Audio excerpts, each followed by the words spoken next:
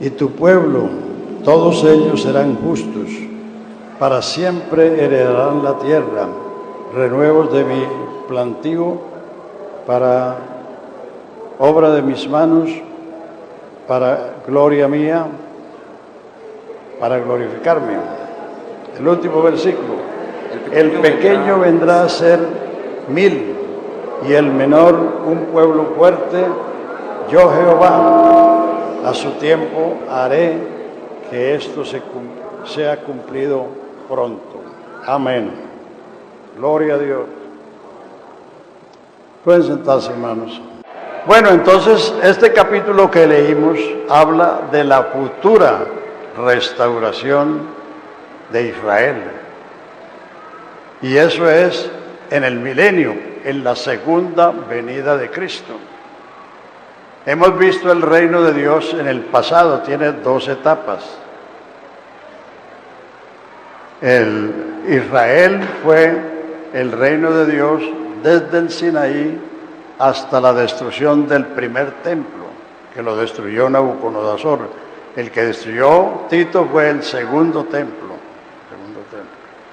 Entonces, eso fue el reino de Dios hasta la destrucción del primer templo.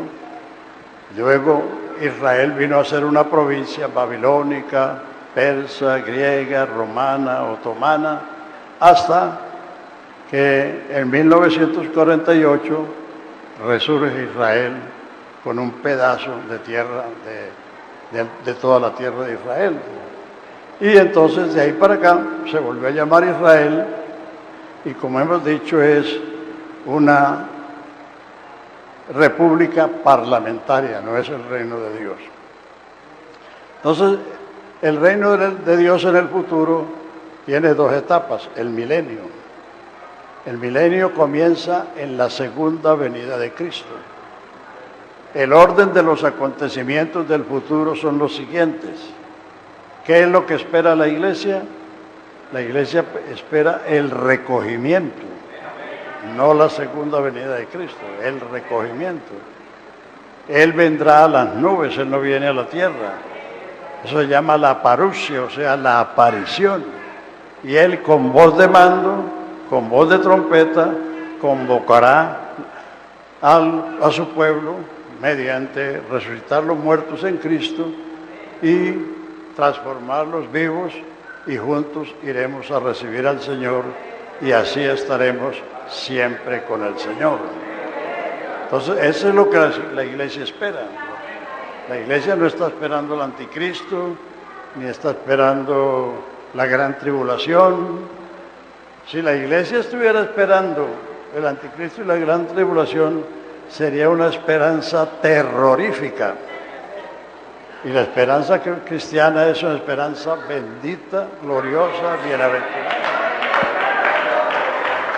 Porque estamos esperando a aquel que nos salvó, nos redimió con su sangre, nos hizo pueblo suyo, nos hizo iglesia suya, nos hizo hijos suyos. Eso es lo que espera la iglesia. En 2 Tesalonicenses capítulo 2 dice, vamos a ver capítulo 2 de 2 Tesalonicenses, póngalo ahí en el capítulo, en la pantalla. Ahí hay 3 acontecimientos. 2 de Tesalonicenses capítulo 2.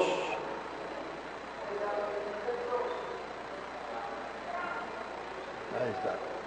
Pero respecto a la venida de nuestro Señor Jesucristo, y nuestra reunión con Él,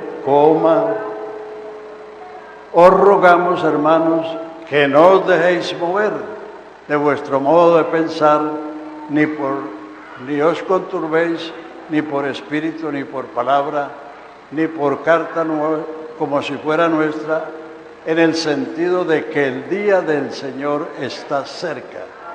El día del Señor es el día del juicio. El día de Cristo es el día de la recompensa. Son 2 términos parecidos, pero designan hechos diferentes. Si usted ha leído los profetas, el Señor le dice a los profetas, ¿para qué queréis el día del Señor? día de temblor, día de angustia, día de espanto, día de tiniebla, día de sombra. Es el día cuando Él viene a juzgar. El día de Cristo es cuando Él aparezca para llevar su iglesia. El que comenzó en nosotros la buena obra la perfeccionará hasta el día de Jesucristo.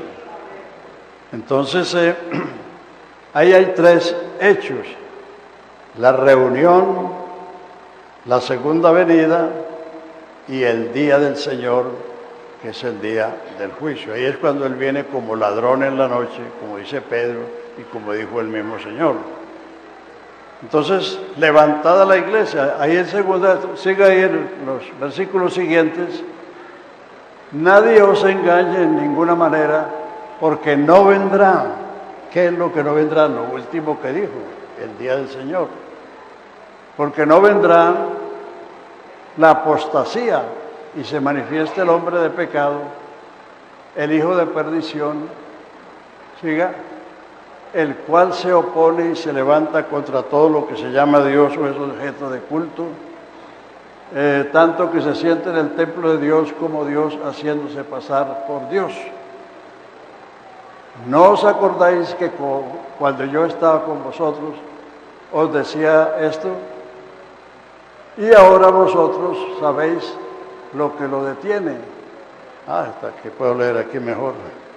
Lo que lo detiene, a fin de que a su debido tiempo se manifieste, porque ya está en acción el misterio de la iniquidad, solo que hay quien al presente lo detiene, hasta que él a su vez sea quitado de en medio, y entonces se manifestará aquel inicuo, a quien el Señor matará con el espíritu de su boca y destruirá con el resplandor de su venida. Inicuo, cuyo advenimiento es por obra de Satanás, con gran poder y señales y milagros mentirosos, y con todo engaño de iniquidad, ¿para qué? Para los que se pierden, por cuanto no recibieron el amor de la verdad para ser salvos. Por esto Dios les envía un poder engañoso para que crean a la mentira y sean, a fin de que sean condenados todos los que no creyeron a la verdad, sino que se complacieron en la injusticia. Pero nosotros, todo lo que está hablando anterior está hablando del día del Señor. Pero nosotros, la iglesia, debemos dar siempre gracias a Dios respecto a vosotros, hermanos amados por el Señor, de que Dios os haya escogido para salvación desde el principio, mediante la santificación del Espíritu y la fe en la verdad, a lo cual os llamó por nuestro Evangelio para alcanzar la gloria de nuestro Señor Jesucristo. No estamos esperando el anticristo ni la gran tribulación, sino estamos esperando al Señor. Aleluya. El misterio de la iniquidad es lo contrario al misterio de la piedad. El misterio de la piedad es que Dios se manifestó en carne. El misterio de la iniquidad es que un hombre se hará Dios. Como no lo puede hacer por sí mismo, lo va a hacer por operación de Satanás. O sea, el diablo es un imitador, porque el diablo no puede crear ni un pelo blanco ni uno negro. Él es un imitador. Entonces, como el Espíritu de Cristo estaba en los profetas, o sea, Dios, que es Espíritu, fue el que se manifestó en el Antiguo Testamento y prometió, y en el cumplimiento del tiempo, ese Espíritu se manifestó en carne. Entonces el diablo pretende hacer lo mismo, a través de un hombre hacerse Dios. Pero como le es imposible, lo va a hacer por operación de Satanás. O sea, el diablo se va a encarnar en un hombre.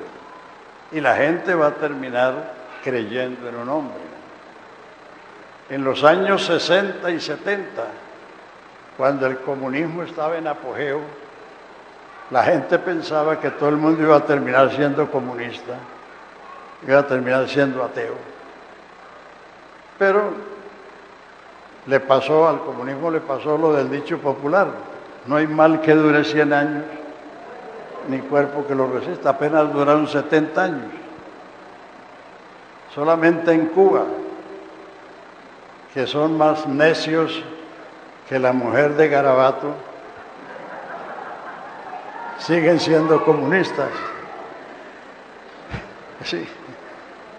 No sé si saben por qué hay ese dicho. Era una mujer que aborrecía al marido y entonces lo llamaba Garabato. Y por último optó por tirarla de un puente al río. Entonces ella iba río abajo y está haciendo. Ya no podía decirle nada,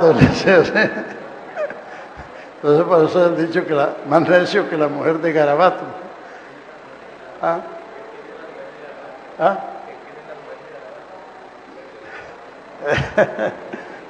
Entonces, pero el mundo va terminando creyendo en un hombre. Dice que Dios le va a enviar operación de error, espíritu de error, a los que no reciben el amor de la verdad para ser salvos. Porque esto no solamente hay que oírlo, creerlo, sino amarlo. La verdad no es una religión, la verdad es una persona. Jesucristo dijo: yo soy el camino y la verdad. Y Él es la verdad absoluta. Entonces a Jesucristo no solamente hay que creerle, sino hay que amarlo. Y los que no reciben el amor de la verdad para ser salvos, Dios les va a enviar un espíritu de error para que crean la mentira y sean condenados con todos los que no amaron. Por eso ahí donde leímos en Isaías 60, hablando de la futura restauración de Israel, dice: levántate, resplandece, porque ha nacido tu luz y la gloria de Jehová ha nacido sobre ti. Porque he aquí que tinieblas cubrirán la tierra y oscuridad las naciones, mas sobre ti amanecerá Jehová y sobre ti será vista tu gloria. Al mundo le esperan días sombríos, oscuros, terribles. Por eso los profetas dicen, desde Isaías hasta Malaquías, dice: ¿para qué queréis el día del Señor? Día de espanto, día de terror, día de nublado, día de sombra. Eso va a venir por el mundo. Pero para Israel nacerá la luz, la restauración. Todo ese capítulo habla de eso, y los capítulos que siguen, 61, 62, hablan de esa futura restauración. Entonces, una vez que el Señor levante su iglesia, se manifestará el anticristo. Él no se ha manifestado porque hay algo que lo impide, que es la presencia de Dios en la iglesia. Una vez que la iglesia sea levantada, el Señor se va con ella. Entonces el mundo quedará en la oscuridad y vendrán los terribles acontecimientos que habla el libro de Apocalipsis y que hablan los libros de los profetas. Entonces comenzará el reino del anticristo, que son 7 años. Los primeros 3 años y medio será el apogeo del anticristo. Eso está figurado en los 4 caballos que hay en el capítulo 6 de Apocalipsis. Dice que cuando se abrió el primer sello, salió un jinete en un corcel blanco con una corona para vencer y con un arco, no con espada, sino con un arco. Y salió para vencer, para conquistar el mundo. O sea, el anticristo va a aparecer como un hombre de paz, ofreciendo erradicar la pobreza, las enfermedades, traer la paz a todas las naciones, e Israel va a hacer un pacto con él para que le garantice sus fronteras, porque la lucha de Israel a lo largo de todos estos años ha sido guardar sus fronteras de sus enemigos. Entonces el anticristo va a hacer eso. Es un hombre que va a aparecer con la inspiración del diablo y ofrecerá lo que él no puede ofrecer y lo que sí va a ofrecer Cristo. Entonces, los primeros 3 años y medio son el apogeo. Ese caballo blanco es la aparición. Luego viene un caballo rojo y el jinete con una espada y una voz que dice que se maten los hombres. Viene la guerra. Y entonces el tercer caballo es un caballo negro con un jinete, con una balanza que dice 2 libras de trigo por un denario. O sea que el sueldo de un día solo sirve para comprar 2 libras de trigo o 6 libras de cebada. Porque la guerra trae el hambre. Porque los hombres se van a la guerra, no hay agricultura, no hay manera de provisiones. Y el cuarto caballo es un caballo amarillo y su nombre es peste. Porque el hambre trae la peste. La gente que no pueden comer van a ser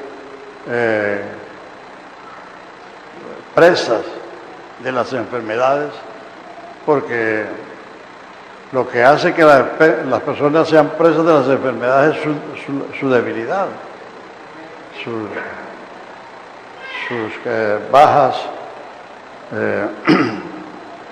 bajas condiciones. Entonces esos son los primeros 3 años y medio. Y luego los otros 3 años y medio es el derramamiento de las copas de la ira de Dios sobre el mundo. Hay 7 trompetas, que lo tocarán 7 ángeles y cada uno producirá un derramamiento de un tazón de la ira de Dios sobre el mundo, pero ya la iglesia no está aquí. O sea que la iglesia no es el edificio, la iglesia somos nosotros. Esto, quién sabe qué cuartel hará el anticristo de esto. Pero nosotros nos vamos con el Señor. Entonces, la segunda venida de Cristo, que está descrita en Apocalipsis 19, que viene montado en un caballo blanco, con una corona y con una espada. Esa es la segunda venida de Cristo. O sea, el anticristo quiso imitar, pero siempre le falla, porque en lugar de espada traes un arco. La espada es la palabra de Dios, lo ha leído usted en Efesios. La palabra de Dios es la espada del Espíritu. Bueno, entonces, Jesucristo viene para varias cosas.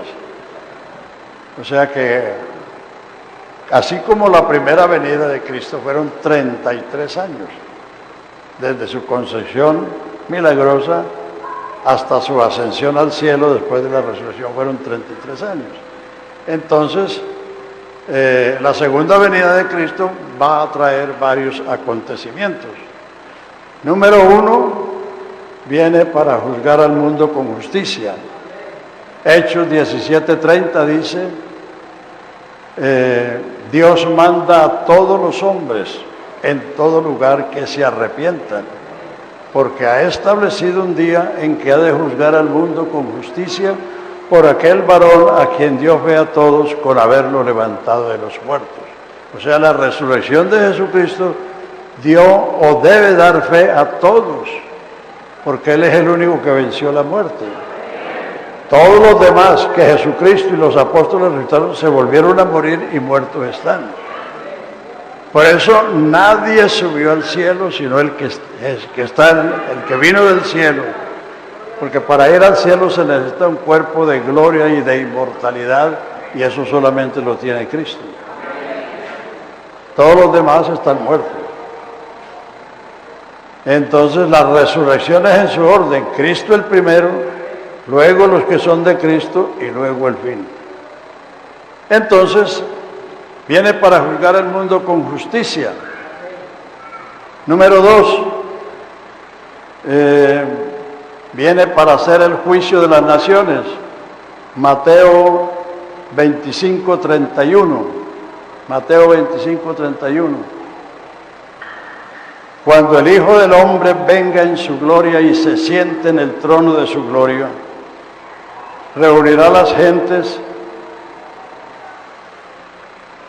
El verso 32, reunirá delante de él todas las naciones y apartará los unos de los otros, como el pastor aparta las ovejas de los cabritos.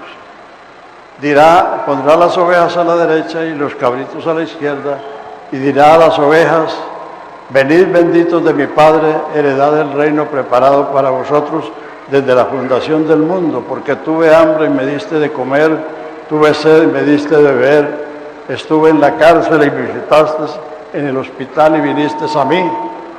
¿Qué pasó? Perdón. Y viniste a mí.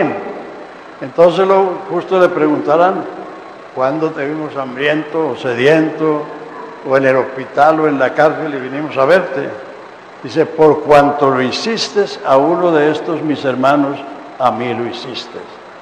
Ese es el juicio de las naciones que Dios va a hacer por el trato que le han dado a Israel, su pueblo. También está en el capítulo 3 de Joel. Ponga ahí el capítulo 3 de Joel, los primeros versículos. Ese es el juicio de las naciones por el trato que las naciones le den a Israel en la gran tribulación.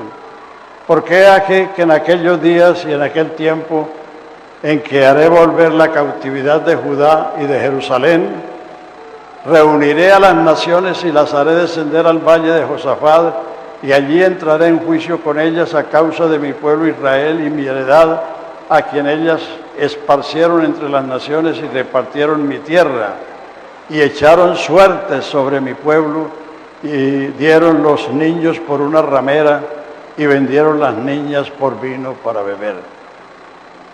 Eso hicieron las naciones que invadieron a Israel, y así trataron a Israel. Entonces Dios va a hacer un juicio a las naciones, y falta lo que las naciones hagan con Israel en la gran tribulación, porque Israel se salvará en la gran tribulación. O sea, 1, vendrá a hacer juicio a todo el mundo. 2, el juicio de las naciones. 3, vendrá a destruir el reino del anticristo.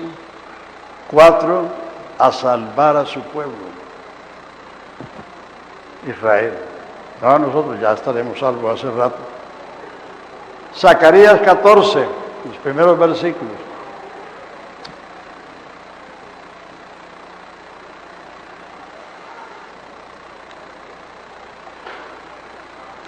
Zacarías 14:1. He aquí que el día de Jehová viene, y en medio de ti serán repartidas tus despojos, porque yo reuniré a todas las naciones para combatir contra Jerusalén, y la ciudad será tomada, y serán saqueadas las casas y violadas las mujeres, y la mitad de la ciudad irá en cautiverio, mas el resto del pueblo no será cortado de la ciudad. Después saldrá Jehová y peleará con aquellas naciones como peleó en el día de la batalla. Y se afirmarán sus pies en aquel día en el monte de los olivos, que estará enfrente de Jerusalén, al oriente, y el monte de los olivos se partirá por en medio, hacia el oriente y hacia el occidente, haciendo un gran valle, o un valle muy grande, y la mitad del monte se apartará hacia el norte y la otra mitad hacia el sur. Y huiréis al valle de los montes, porque el valle de los montes llegará hasta Asal. Huiréis a la manera que huisteis por causa del terremoto en los días de Usías, rey de Judá, y vendrá Jehová mi Dios, y con él todos los santos. Entonces, la segunda venida de Cristo viene para esas cosas. Pero nosotros no estamos esperando la segunda venida, sino el recogimiento. el recogimiento solo está en Tesalonicenses, no está en el capítulo 24 de Mateo, ni en el 13 de Marcos, ni en el 21 de Lucas. Ese discurso profético lo dio a Israel, no a la iglesia. Ese discurso se lo dio y con él se despidió de Israel. La iglesia no había nacido, la iglesia nació 53 días después de la resurrección de Cristo. Entonces el sermón profético responde a unas preguntas. El capítulo 23 de Mateo está Jesús en el templo censurando a los escribas y fariseos por sus interpretaciones de la ley y por su conducta respecto a la ley. Ay de vosotros, escribas y fariseos, que diezmáis la menta, el comino y el eneldo, y demás dejáis lo más importante, la justicia, la misericordia y la fe. Esto era necesario hacer y no dejar de hacer lo otro. Pero ellos solamente eran celosos de diezmar hasta esas semillas tan pequeñas. Entonces, ese capítulo termina en el verso 37 que dice: Jerusalén, Jerusalén, que matas a los profetas y apedreas a todos los que son enviados a ti. ¿Cuántas veces quise juntar tus hijos como la gallina junta sus polluelos debajo de sus alas y no quisiste? Por tanto,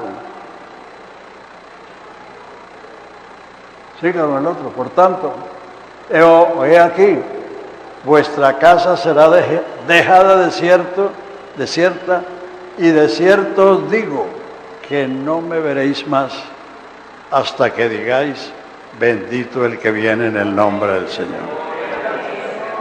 O sea, los israelitas no volvieron a ver a Jesús después de la cruz. Los discípulos sí. Un poquito y no me veréis, un poquito y me veréis, porque yo vivo, vosotros también viviréis. Entonces él salió del templo, capítulo 24, salió del templo y los discípulos quisieron impresionarlo con el templo. Dijo: mira qué templo, mira qué obras. El templo de Herodes era una de las maravillas del mundo. Pero ¿qué le dijo él? De cierto os digo que no quedará piedra sobre piedra que no sea derribada.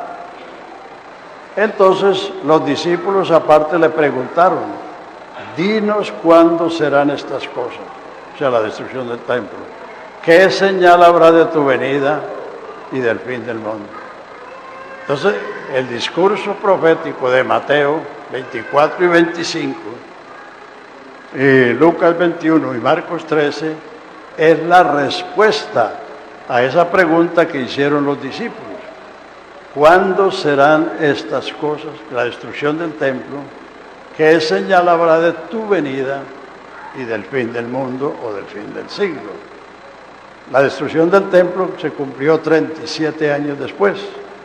En el año 70 fue destruido. Las otras cosas se refieren a su segunda venida y al juicio final. Entonces, la doctrina del recogimiento está en las cartas a los tesalonicenses. Primera de Tesalonicenses 4:13. No quiero, hermanos, que ignoréis acerca de los que duermen, para que no os entristezcáis como los otros que no tienen esperanza. Porque si creemos que Jesús murió y resucitó, también traerá Dios con él a los que durmieron en Jesús. Porque el Señor mismo, con voz de mando, con voz de arcángel y con trompeta de Dios, descenderá del cielo, y los muertos en Cristo resucitarán primero, y los que vivimos seremos transformados y juntamente iremos a recibir al Señor en el aire, y estaremos siempre, no en el aire, sino con el Señor. Porque hay algunos que andan en el aire aunque el Señor no haya venido. O hay algunos que andan en las nubes.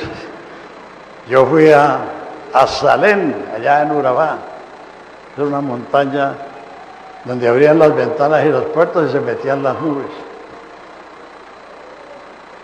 Entonces yo le dije a los hermanos, bueno, ustedes viven en las nubes aunque el Señor no haya venido. En una montaña bien elevada, era un campo de agrícola, cultivaban mucho frijol y había una congregación bastante numerosa, eso fue en el año 58. Entonces yo fui allá a visitarlos y me sorprendió eso, que abrían las ventanas y las puertas de las nubes se metían al templo. Bueno, entonces no vamos a estar en las nubes o en el aire, sino siempre con el Señor. Y lo que leímos en el capítulo 2 de Segunda de Tesalonicenses es una explicación porque los tesalonicenses no habían entendido bien lo de la primera carta. Entonces les explica qué es el recogimiento, qué es la venida y qué es el día del Señor.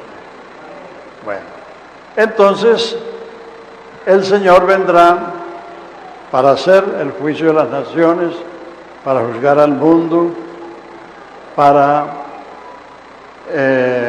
destruir el reino del anticristo y para establecer el reino de Dios. El milenio es el reino de Dios, un milenio que va a ser regido por el cetro de Jesucristo. O sea, lo que hoy es un estado espiritual, el reino de Dios es justicia, paz y gozo en el Espíritu Santo. Eso no es un lugar, es un estado que vivimos y gozamos los que vivimos bajo el gobierno de Jesucristo.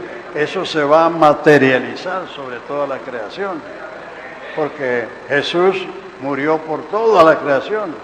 En Romanos 8 dice que la creación gime con dolores de parto, esperando la redención. Ahí está en el capítulo 8 de Romanos, porque en esperanza fuimos salvos, pero lo que se ve no es esperanza. Y si lo que esperamos, si lo que no vemos esperamos, con paciencia lo esperamos. Fuimos salvos de esperanza, sí. A ver, aquí está todo. Porque lo que alguno ve, ¿a qué esperarlo? Siga. Pero si esperamos lo que no vemos, con paciencia lo aguardamos. De igual manera el Espíritu nos ayuda en nuestra debilidad, pues ¿qué hemos de pedir como conviene? No lo sabemos, pero el Espíritu mismo intercede por nosotros con gemidos indecibles. Entonces la creación va a ser redimida, como dice allá en el capítulo 11 de Isaías. 11 de Isaías. He aquí que un vástago retoñará. He aquí. 11 de Isaías. Capítulo 11 de Isaías. Saldrá una vara del tronco de Isaí. Isaí es el padre de David. Y un vástago retoñará de sus raíces. Reposará sobre él el espíritu de Jehová, espíritu de sabiduría, espíritu de inteligencia, espíritu de consejo y de poder, espíritu de conocimiento y de temor de Jehová.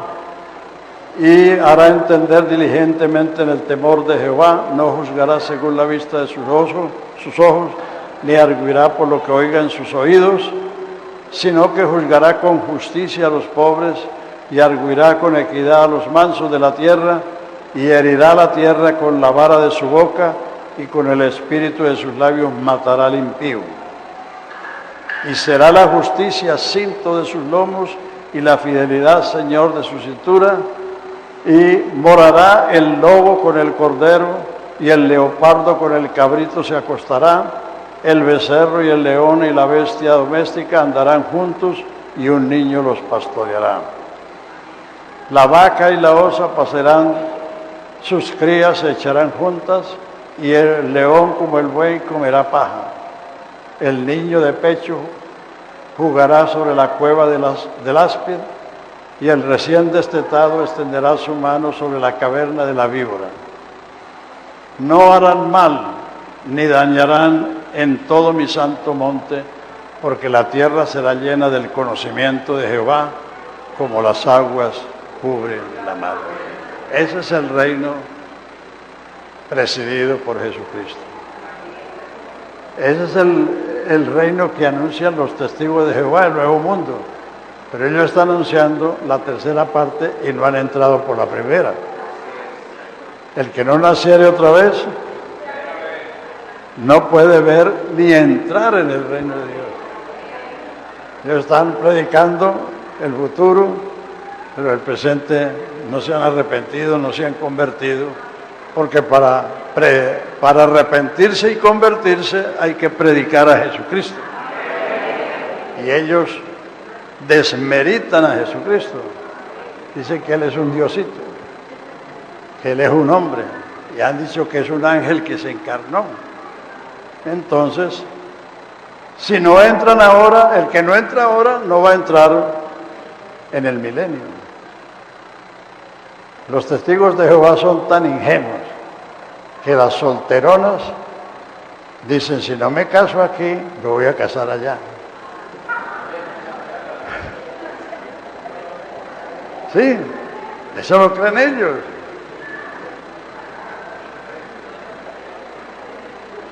Cuando llegan los testigos de Jehová a mi casa, yo los invito y les digo, ¿ustedes quieren oír otra versión del reino? Y una pareja sí me aceptó.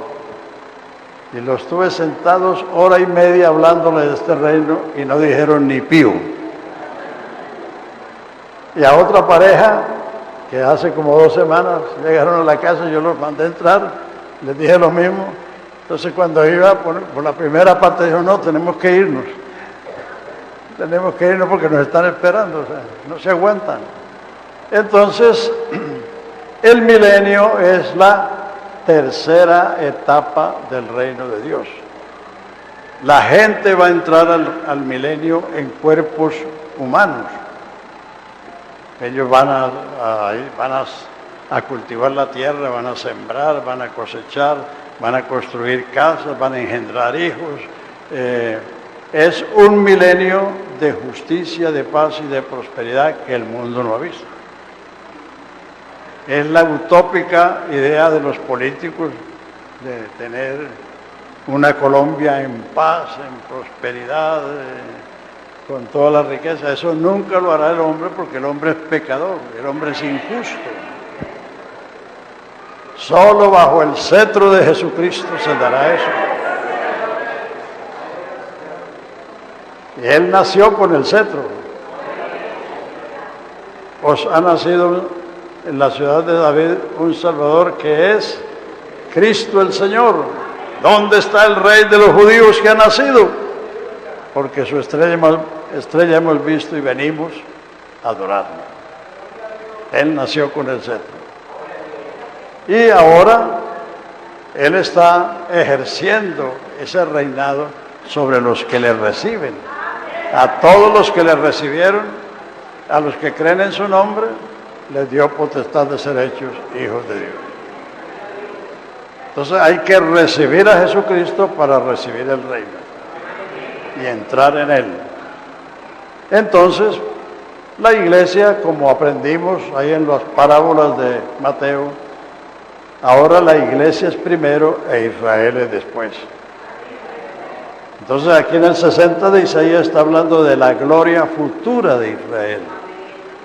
Cuando tinieblas cubrirán la tierra, pero sobre ellos resplandecerá Jehová. Y ojalá que lo vuelvan a leer y coman, saboreen todo lo que dice de esa futura gloria que va a tener Israel. Entonces ese milenio terminará. En ese milenio no habrá ningún motivo para pecar, porque el diablo estará encerrado en el abismo. Los árboles darán su fruto en su tiempo. Las hojas serán para medicina de las naciones. Y como dice, no habrá pavor de los animales hacia el hombre, ni de los hombres hacia los animales. Esa es la restauración que dijo Pedro en el capítulo 3 de los Hechos, es menester que el cielo tenga a Jesucristo hasta los tiempos de la restauración de todas las cosas que Dios habló por boca de sus santos profetas. O sea, Jesucristo está en el cielo, viene por su iglesia, se la lleva y después viene con su iglesia a materializar su reino sobre toda la creación. Y va a regir las gentes con vara de hierro. El que haga el pecado en esa, le cae la vara enseguida. El pecador de 100 años será maldito. El niño será de 100 años. O sea, se volverá como en la antigüedad, que había que tener 200 años, 300 años para engendrar un hijo. Eso es lo que se llama la restauración de todas las cosas que Dios habló por boca de sus santos profetas, que están especialmente en el libro de Isaías, en el libro de Ezequiel, y que Pedro lo mencionó en su segundo mensaje en el capítulo 3 de los Hechos. Bueno, entonces, este milenio termina y el diablo será suelto. ¿Por qué? La gente dice, bueno, ¿y por qué después de tanta cosa, qué va a soltar al diablo? Porque en ese milenio la gente no ha tenido ningún motivo de tentación. El diablo estará encerrado en el abismo. No habrá nada externo que induzca a la gente a pecar. Pero la gente entrará en el milenio como estamos nosotros hoy, salvos, pero en cuerpos mortales. El que la haga, la paga. Entonces, al fin del milenio, el diablo será suelto y saldrá para engañar a las naciones. Saldrá para levantar una subversión contra el gobierno de Cristo que está en Jerusalén. Como leíamos en Isaías 2, el monte de Sión será puesto como cabeza de todos los montes, y las naciones dirán, venid, subamos a la casa de Jacob, porque él nos enseñará sus caminos, porque de Sión saldrá la ley y de Jerusalén la palabra de Jehová.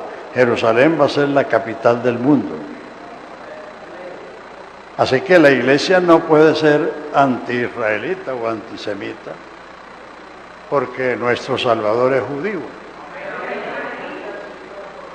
Él le dijo a la samaritana, vosotros adoráis lo que no sabéis, nosotros adoramos lo que sabemos, porque la salvación viene de los judíos, y el Salvador es judío. No podemos ser antisemitas, tenemos que orar por la paz de Jerusalén, tenemos que orar por Israel. Hay que distinguir entre lo que es Israel y lo que es el judaísmo. Dios hizo un pacto con Israel y le hizo promesas, por eso van a ser restaurados. El judaísmo son las interpretaciones de los rabinos que desde el cautiverio babilónico ellos comenzaron a transmitir las interpretaciones, eso se llama el Talmud, que son unos volúmenes mayores que la Biblia.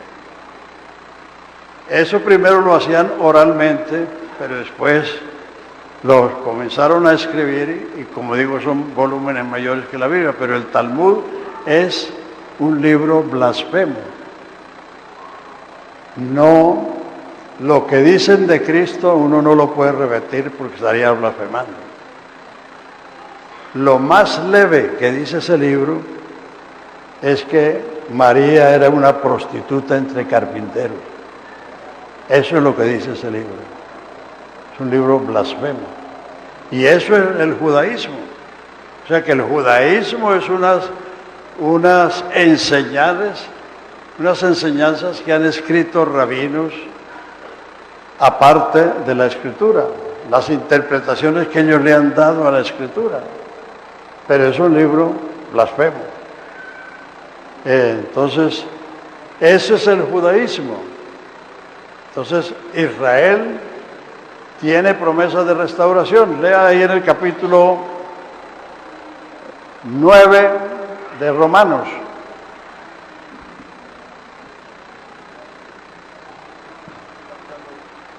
7 minutos, pues. A ver. Verdad digo en Cristo, no miento, y mi conciencia me da testimonio en el Espíritu Santo que tengo gran tristeza y continuo dolor en mi corazón, porque deseara yo mismo ser anatema, o sea, maldito, separado de Cristo por amor a mis hermanos, los que son mis parientes según la carne. Por eso era que Pablo, donde quiera que llegaba, primero iba a la sinagoga a hablarle a sus paisanos, porque él tenía ese dolor y anhelaba, prefería que él se perdiera con tal que sus hermanos se salvaran. Que son israelitas, de los cuales son la adopción, la gloria, el pacto, la promulgación de la ley, el culto y las promesas. De los cuales, según la carne, vino Cristo. Sigue, hermano. De quienes son los patriarcas, de los cuales, según la carne, vino Cristo, el cual es Dios bendito por los siglos. Amén. No que la palabra de Dios haya fallado, porque no todos los que descienden de Israel son israelitas, sino que ni por ser descendientes de Abraham son todos hijos, sino en Isaac te será llamada descendencia. Esto es, no los que son hijos según la carne son los hijos de Dios, sino los que son hijos según la promesa son contados como descendientes. Porque la promesa es esta: por este tiempo vendré y Sara tendrá un hijo. Y no solo esto, sino también cuando Rebeca concibió de uno de Isaac, de nuestro padre, pues no habían nacido aún, ni habían hecho bien ni mal, para que el propósito de Dios conforme a la elección permaneciese, no por las obras, sino por el que llama. Se le dijo, el mayor te servirá al menor. Perdón, pero creo que es el 11. Pase al capítulo 11 de Romanos.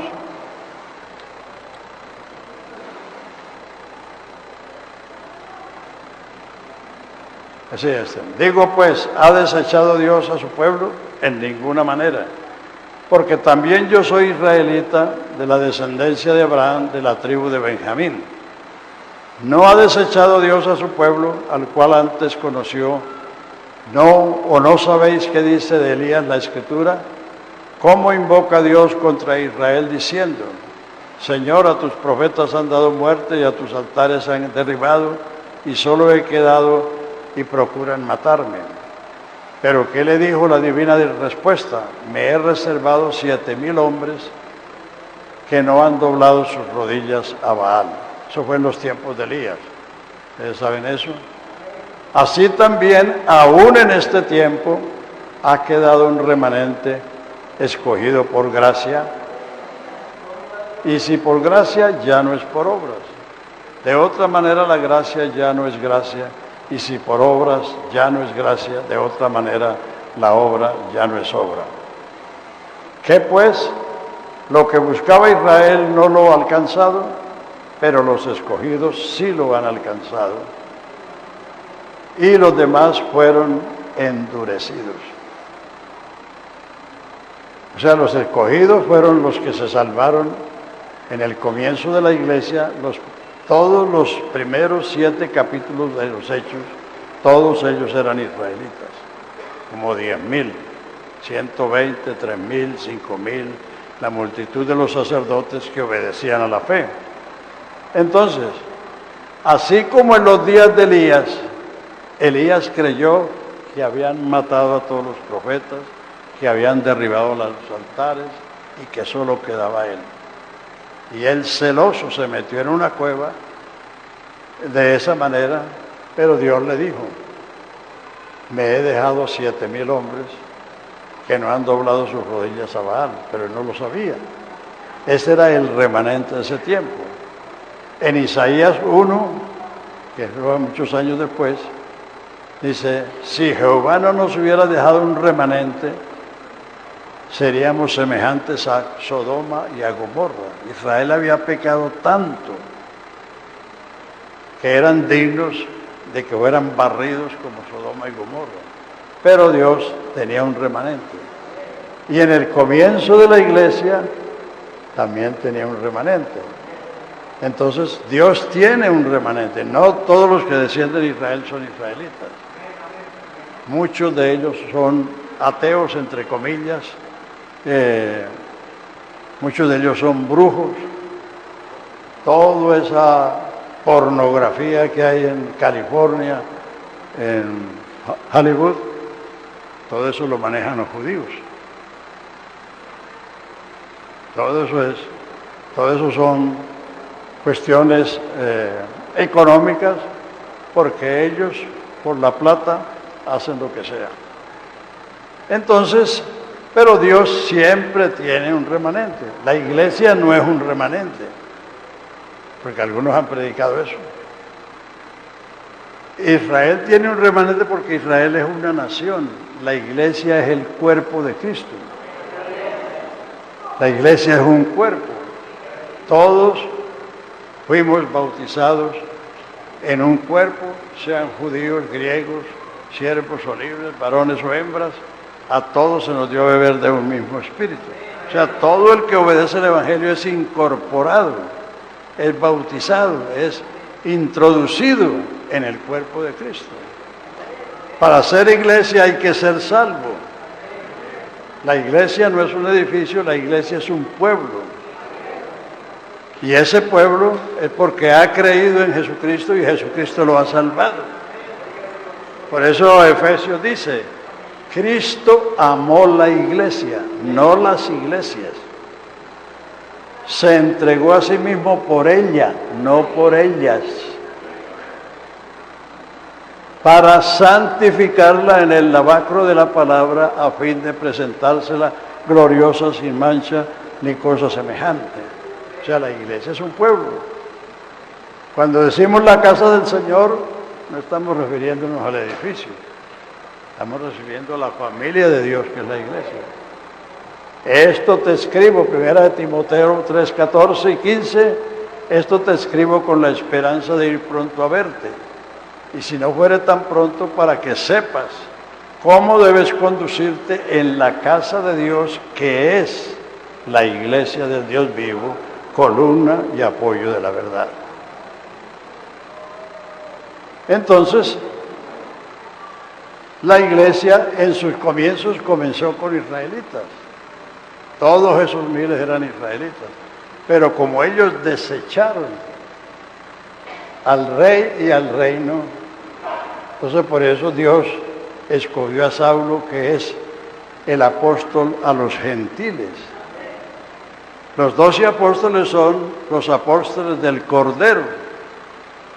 Y Pablo es un apóstol exclusivo, designado predicador, apóstol y maestro de los gentiles en fe y verdad. Entonces la iglesia es ese pueblo que Dios ha redimido con su sangre, y ese pueblo que le reconoce, que le adora y que nos sometemos a su voluntad voluntariamente, porque sabemos que Él es el Rey, aleluya, de los reyes, el Señor de los señores. Bueno, para nosotros hay mucha más tela para cortar, pero vamos a ver la cuarta etapa. Después de culminado el milenio, sale Satanás para engañar y levanta una subversión, así como la FARC era aquí una subversión contra el gobierno. Levanta una subversión contra el gobierno de Cristo y sus santos, que gobiernan al mundo desde Jerusalén, y van a Jerusalén a pretender pelear con el Rey de Reyes, y fuego del cielo caerá y los matará. Entonces viene el juicio final, que es el trono blanco. Entonces vi un trono blanco y a uno sentado en él, delante del cual vivió el cielo y la tierra, y no se halló el lugar para el mar. Y vi, y la tierra dio los muertos, la mar dio los muertos, el infierno dio los muertos, y estaban los muertos grandes y pequeños, no son los altos y los bajitos, sino los poderosos y los esclavos. Vi los muertos grandes y pequeños delante del trono, y los libros fueron abiertos y los muertos fueron juzgados por las cosas que están escritas en los libros. Y otro libro, el cual es el de la vida, fue abierto, y el que no fue hallado escrito en el libro de la vida fue lanzado en el lago de fuego, que es la muerte segunda. Ahí es el fin. Entonces amanece la cuarta y última etapa, capítulo 21. Vi un cielo nuevo y una tierra nueva, delante del cual vio el cielo y la tierra, y no se halló lugar para el mar. Y yo vi la santa ciudad de Jerusalén descender del cielo como una esposa ataviada para su marido. Esa ciudad es la iglesia. La casa de Dios y la ciudad de Dios es la iglesia. Salmo 127. Si Jehová no edifica la casa, en vano trabajan los edificadores. Si Jehová no cuida la ciudad, en vano ven a las guardias. O sea, la ciudad de Dios y la casa de Dios es la familia de Dios, el pueblo de Dios. Entonces, de eso habló Pedro en su segunda carta, capítulo 2. Dice, los cielos que son ahora y la tierra que está ahora está conservada por la palabra de Dios para el día del juicio y de la perdición de los hombres impíos, en el cual los cielos serán encendidos, la tierra y las obras que están en ella serán quemadas. Pero nosotros esperamos cielos nuevos y tierra nueva, en los cuales moramos. Esa es la cuarta y última etapa. Ahí tienen las cuatro etapas del reino. El pasado, el presente, el futuro, que es el milenio, y la nueva creación. De lo primero no habrá memoria. Porque las personas van a cambiar de estado. Fíjense que los peces no hay que matarlos. Si los saca del agua, se mueren. Porque ellos viven en el medio que nacieron. El hombre, que fue hecho del polvo, y que en el cuerpo humano están todos los elementos que hay en la tierra, necesita. El Salmo dice que la tierra fue dada a los hijos de los hombres. Y el hombre, para irse al espacio, tiene que llevarse los elementos de la tierra. Ya hay casas en el fondo del mar, pero el hombre tiene que llevarse los elementos de la tierra para vivir allá. Porque el hombre es terreno. La tierra fue dada a los hijos de los hombres. Y no sé si ustedes habrán visto los videos esos de esos que están enseñando que una civilización que vino al mundo de un planeta fue la que formó al hombre, o que los ángeles se unieron a las mujeres y que de ahí salieron los gigantes. Todo eso es para desvirtuar la creación. La Biblia comienza con eso. En el principio creó Dios los cielos y la tierra. Creó Dios al hombre, varón y hembra los creó. No creó a Adán y a Esteban, sino a Adán y a Eva. Sí, eso está claro. Y eso es lo más hermoso, eso es lo más precioso. La mujer es lo más hermoso que Dios ha hecho.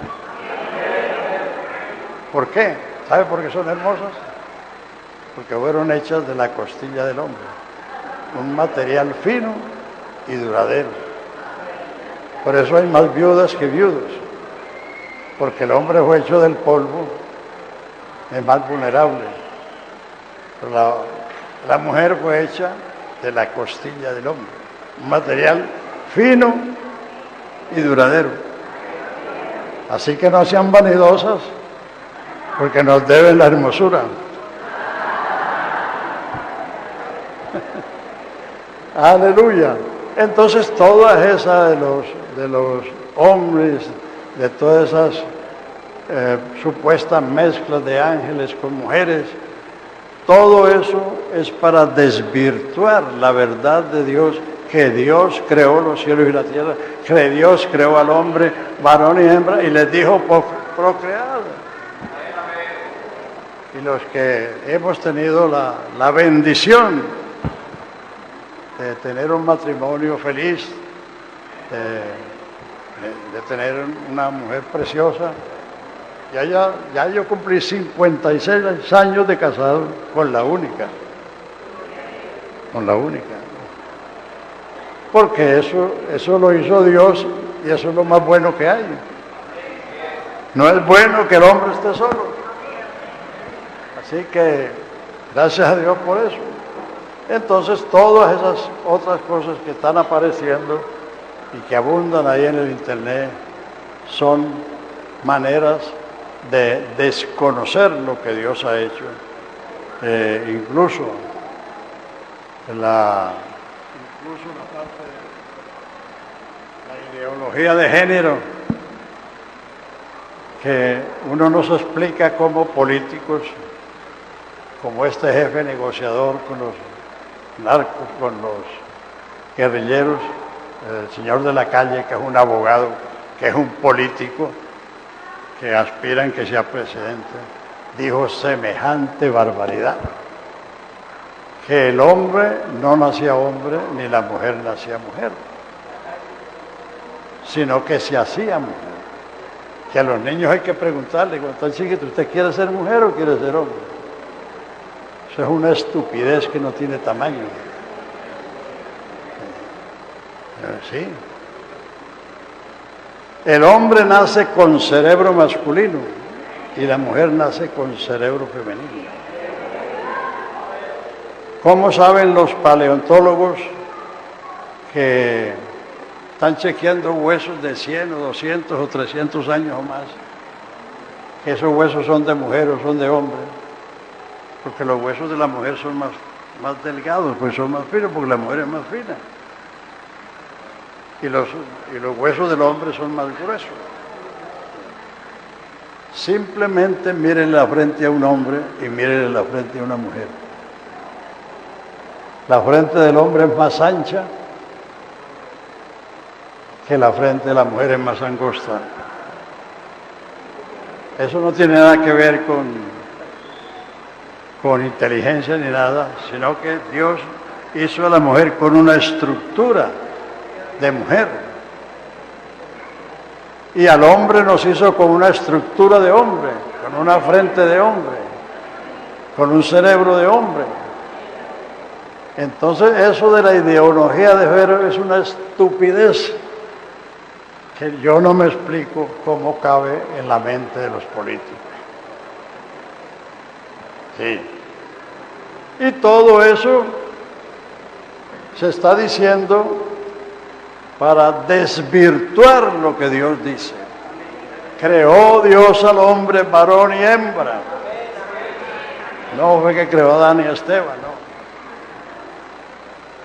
La homosexualidad es una mentira. Nadie, absolutamente nadie, nace homosexual. Y les voy a dar un ejemplo. No creo que ustedes estén más cansados que yo. Yo no estoy cansado. Una mentira se repite muchas veces y la gente termina creyéndola. Les doy un ejemplo. Cuando Alemania perdió la Primera Guerra Mundial en 1918, Alemania, que ha sido el país cabeza en ciencia, en riqueza, en poder militar, estaban de capa caída. Porque después de una guerra no solamente queda la destrucción física, sino desmoralizada la gente. Entonces se levantó Hitler y les dijo una gran mentira. Se la repitió y se la repitió hasta que los alemanes se la creyeron, que ellos eran la raza superior y que por tanto, y entonces Hitler le arengaba a los jóvenes alemanes diciéndoles ustedes tienen que ser veloces como el galgo y duros como el acero. Y lo aclamaban con esas arengas que hacía Hitler. Y ellos levantaron una raza así, duros como el acero, sin sensibilidad humana. Ellos reclutaron jóvenes rubios de ojos azules, bien formados, y reclutaron muchachos de la misma talla y los pusieron a reproducirse, como un ganadero le pone unos toros de raza a 50 o 100 vacas, y los niños que salían con algún defecto los mataban, y eso los criaban lo que hoy llamamos donde cuidan los niños, donde llamamos, donde cuidan los niños, guarderías. Ellos habían cientos de niños atendidos por enfermeras, sin papá, sin mamá, porque eran fruto de un proyecto de hacer una raza superior. Solamente las rubias de ojos azules y los rubios de ojos azules podían emparentarse, y los demás había que eliminarlos. Y la Segunda Guerra Mundial murieron más de 50 millones de personas, y de los judíos fueron 6 millones de judíos que mataron. Hicieron experimentos con sus cuerpos, el cabello se lo cortaban a las mujeres para hacer cepillos, y hicieron, entonces ojalá que se lean esa historia o la vean en internet para que vean las atrocidades que produjo esa gran mentira, que había una raza superior y que lo demás era digno de acabarlo.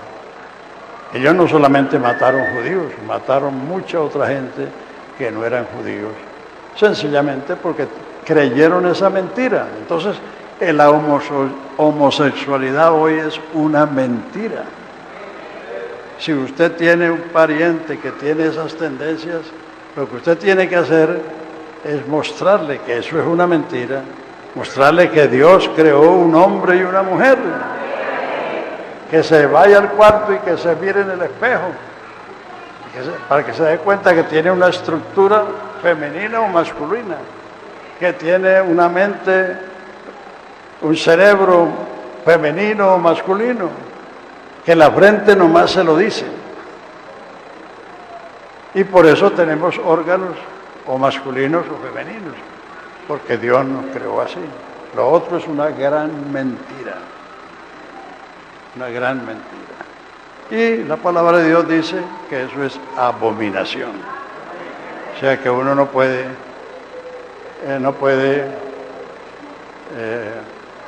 asociarse con eso o defender eso, porque es defender la mentira. Hay que defender la verdad. Aleluya. Aleluya. Entonces estamos en el reino de Dios y vamos para el reino de Dios. Cuando termine nuestra carrera aquí, entonces vamos para Jerusalén. Muchas veces me han invitado para ir a Jerusalén, me dicen, no, yo prefiero ir con el Señor, porque allá hay que correr para cuando suenan las sirenas, ir a esconderse en los refugios, y yo ya no estoy para correr. Entonces iremos a Jerusalén, reinaremos con Él 1000 años, y luego nos vamos a la nueva creación. Por eso esto no tiene comparación con nada. Por eso, si uno entiende esto, uno tiene que amar esto por encima de todo. Aleluya, porque no hay, como dice Pablo, no es de comparar las aflicciones del tiempo presente con las glorias que en nosotros ha de ser manifestada. Gloria a Dios. Dios los bendiga.